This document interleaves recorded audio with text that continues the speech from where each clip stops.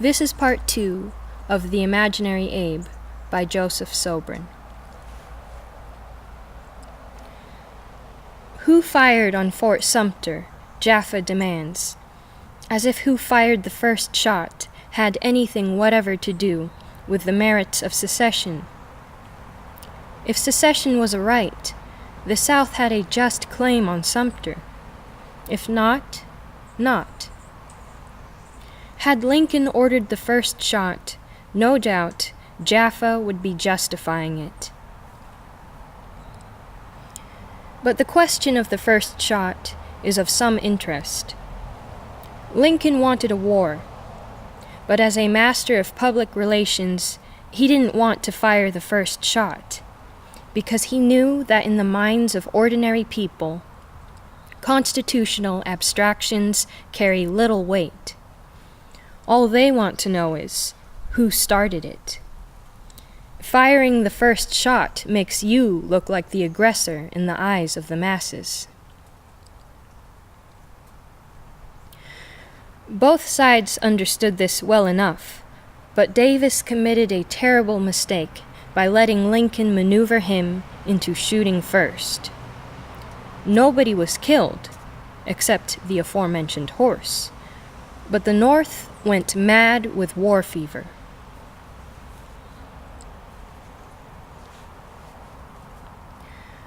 For more than a month, Lincoln allowed his subordinates, William Seward and Ward Lamon, to assure the Confederates that Sumter would be peacefully evacuated soon, and the Confederates rightly felt betrayed when Lincoln sent provisions and reinforcements instead. The official line is that Lincoln didn't know what Seward and Lamon were doing. But did he take responsibility for them? No. Did he discharge them for blundering the country into a gigantic civil war? No. Did he even reprimand them? No. He was quite happy with the result, as he privately told Orville Browning and Gustavus Fox.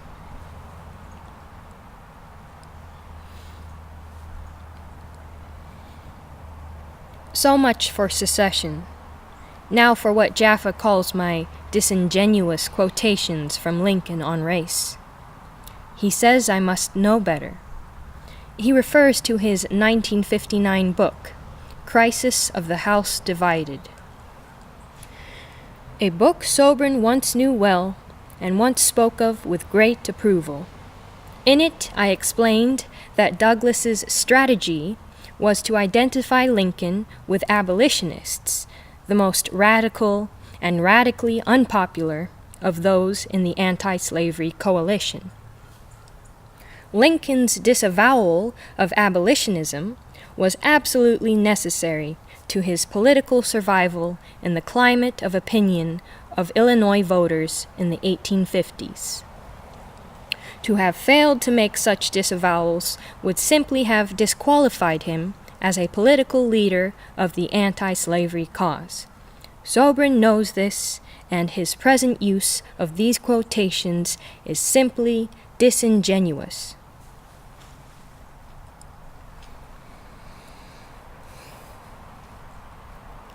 Not exactly. I've never read that book through, let alone praised it. I did praise a couple of Jaffa's other books, but he ought at least to be more precise when he's impeaching my honesty.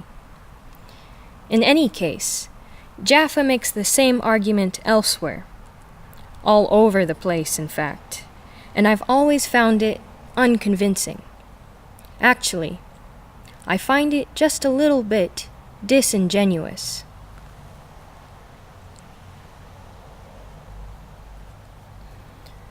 Lincoln didn't just disavow abolitionism. He opposed Negro citizenship in the United States. Was this just an election year ploy? Were his various anti-Negro statements, as Jaffa puts it in his new book, mere concessions to the prejudices of his times? If so, Lincoln certainly went far out of his way to create a false impression. Lincoln always supported the fugitive slave laws, not only verbally, but actively. In 1847, as a lawyer, he represented a Kentucky slave owner named Robert Matson, who was trying to recover a whole family of fugitive slaves in Illinois. In 1852, when he was out of politics and wasn't courting votes, he eulogized Henry Clay for his promotion of colonization, encouraging free Negroes to return to their native clime, Africa. They were Africa's lost children, and restoring them to their homeland would be a glorious consummation of the misfortune of slavery in America. If it could be accomplished, Lincoln thought it would be remembered as one of Clay's greatest services to his country and his kind. Later, he would settle for sending them to a tropical climate in the Western Hemisphere, always provided it was outside the United States.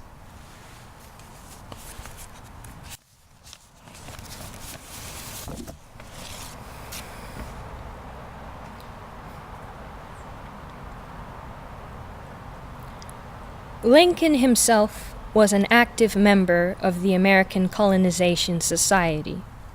He often referred to the American Negro as the African. In his 1854 speech on the Kansas-Nebraska Act, he again urged colonization on grounds that Negroes could never be the equals of whites in America. In his 1857 speech against the Dred Scott decision, he once more urged colonization as the only perfect preventive of racial amalgamation, which filled white people with natural disgust. The solution was to transfer the African to his native clime. He wasn't seeking office yet.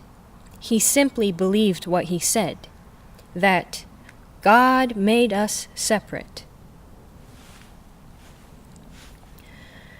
During his 1858 debates with Douglas, Lincoln said nothing more in disparagement of the Negro than he had already said before, and often. He was slightly more explicit than usual about denying Negro citizenship. He had no objection to Illinois' harsh black code, which forbade free Negroes to vote, hold public office, serve as jurors, or intermarry with whites. There is no reason to doubt his sincerity. He repeatedly cited the physical difference between the races as sufficient reason why they could never live together on equal terms.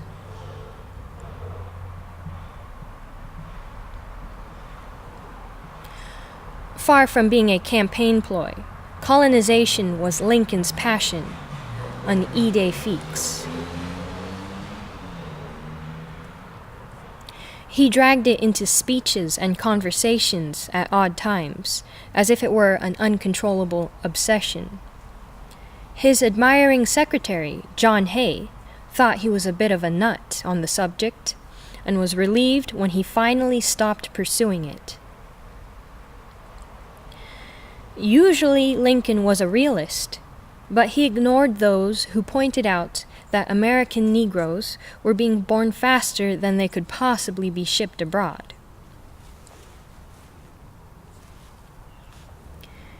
The enterprise is a difficult one, he conceded, but where there is a will, there is a way, and what colonization needs most is a hearty will.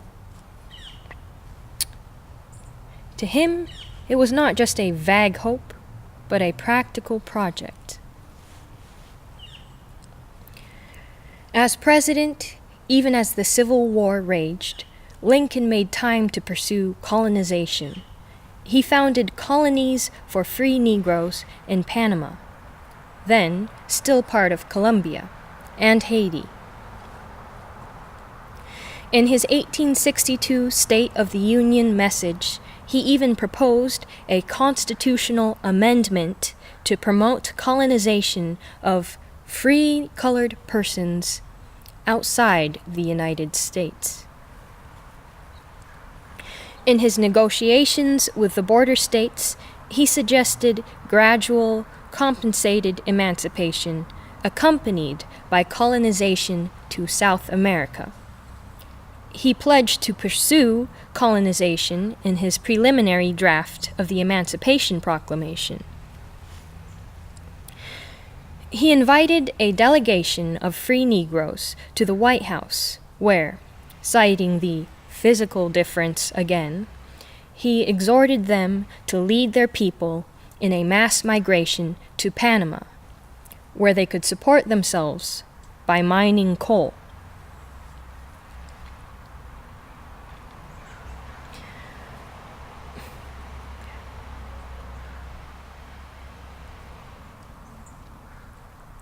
What an inspired idea!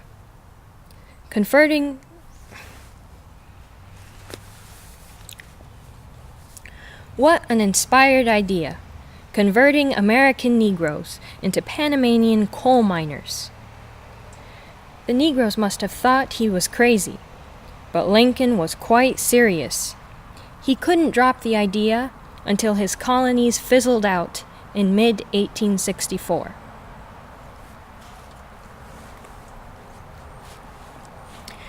Similarly, Jaffa can't drop the idea that Abe Lincoln was on a lifelong mission, his word, to achieve Negro equality in America. If this Lincoln sometimes said and did things indicating he had other ideas for the Negro, well, that was all part of the plan. He could only defeat bigotry by posing as a bigot himself, like an FBI agent infiltrating the Klan. Honest Abe couldn't afford to be honest about race. Or perhaps he was only pretending to be dishonest? If so, he overdid it. He left more evidence than even Harry Jaffa can explain away. And Harry Jaffa has devoted an arduous lifetime to explaining such things away.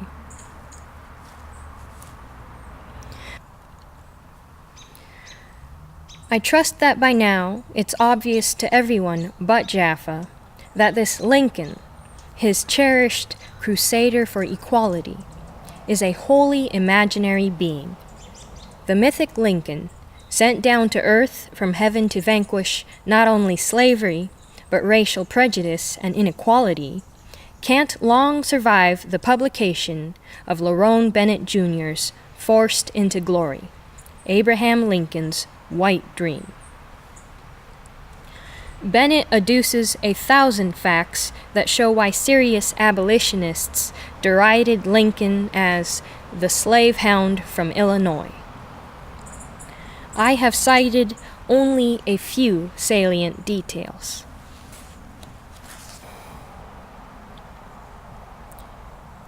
Jaffa insinuates that anyone who quotes the same Lincolnian words quoted by the white citizens' councils in the days of yore must agree with the white citizens' councils. He misses the rather obvious point that Lincoln agreed with the white citizens' councils. Lincoln was an unabashed racial separatist. Why should liberals be allowed the privilege of claiming him?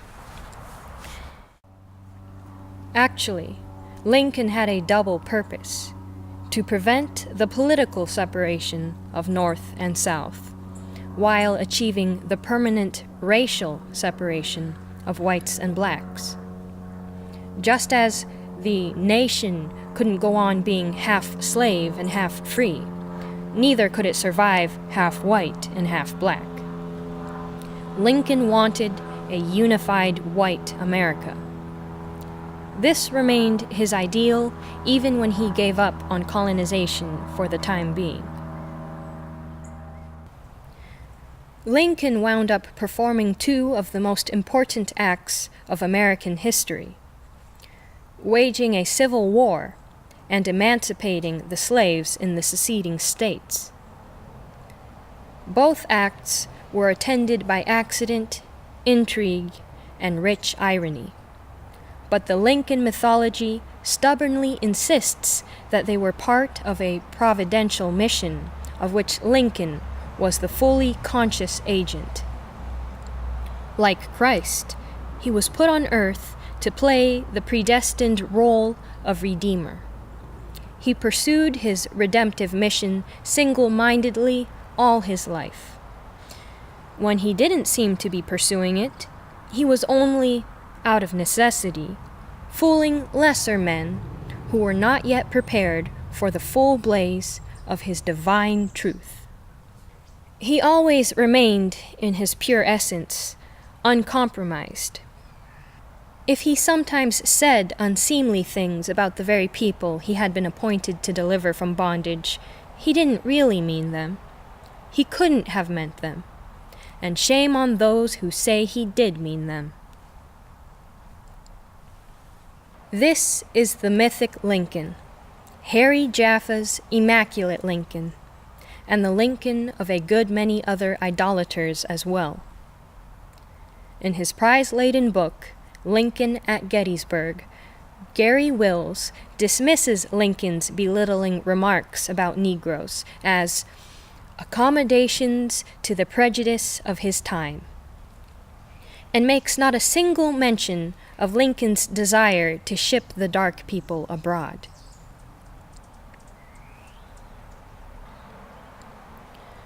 The real Lincoln was a lesser, more complicated figure, even a tragic one, embarrassing to the mythology. And he knew himself. He recognized his dark reflection in Shakespeare's Macbeth. He would have had enough humor to laugh heartily at his hagiographers. This is the man I will present in King Lincoln, not the incarnation of the American idea, but an oddly concrete human being who, for some reason, never allowed his children to meet their grandfather. The mythic Lincoln is open and universal, with nothing to hide. The real Lincoln was secretive, reticent, shut-mouthed. The mythic Lincoln quoted scripture and talked like the King James Bible. The real Lincoln could never bring himself to believe. The mythic Lincoln detested cruelty and violence. The real Lincoln accepted 620,000 deaths to save an ill-defined Union.